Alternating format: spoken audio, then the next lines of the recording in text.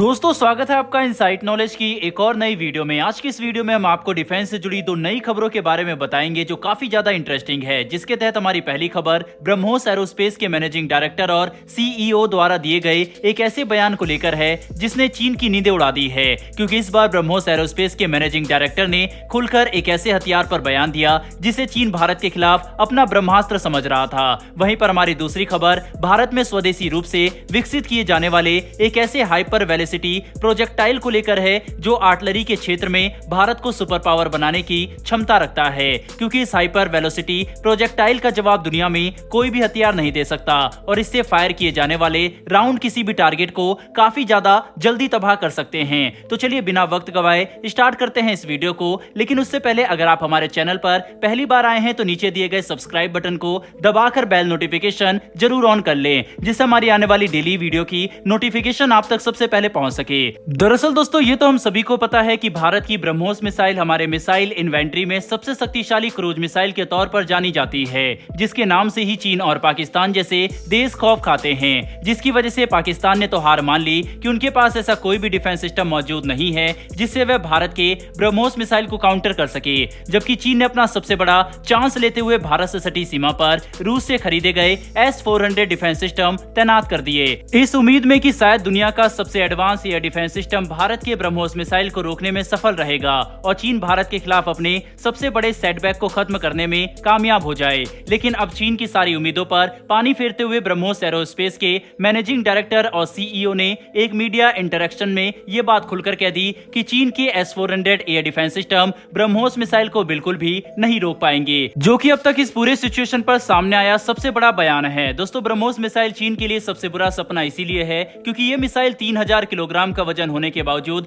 Supersonic रफ्तार से cruise करते हुए आगे बढ़ सकती है, जिसे किसी भी एयर डिफेंस सिस्टम से रोकना लगभग नामुमकिन होगा। साथ ही इस मिसाइल में 200 से लेकर 300 किलोग्राम का कन्वेंशनल या फिर न्यूक्लियर वारहेड रखा जा सकता है, जिसकी तबाही का कोई भी मुकाबला नहीं। और तो और इस मिसाइल की मारक क्षमता लेटेस्ट वर्जन में 500 किलोमीटर तक बढ़ा दी गई है, जबकि 800 किलोमीटर वाले वेरिएंट पर काम तेजी से जारी है। ऐसे में ये समझना ज्यादा मुश्किल नहीं है कि ब्रह्मोस मिसाइल चीन के लिए इतना बड़ा खतरा क्यों है और क्यों चीन इस मिसाइल को काउंटर करना चाहता है। हाल ही में चीन की तरफ से निकल कर आए एक लेटेस्ट रिपोर्ट के जरिए चीन ने इस बात का अंदाजा लगाया था कि भारतीय सशस्त्र बलों के पास 14,000 से भी ज्यादा की संख्या में ब्रह्मोस मिसाइल मौजूद है और हम जब चाहे तब इनका प्रोडक्शन करके इसकी संख्या को और भी ज्यादा बढ़ा सकते हैं, जिसे चीन ने अपने लिए सबसे बड़ा सिक्योरिटी थ्रेट माना है। लेकिन तमाम कोशिशों के बावजूद चीन भारत के ब्रह्मोस मिसाइल का मुकाबला नहीं कर सकता और अब ब्रह्मोस एरोस्पेस के मैनेजिंग डायरेक्टर की तरफ से सामने आए इन बयानों ने चीन के लिए किसी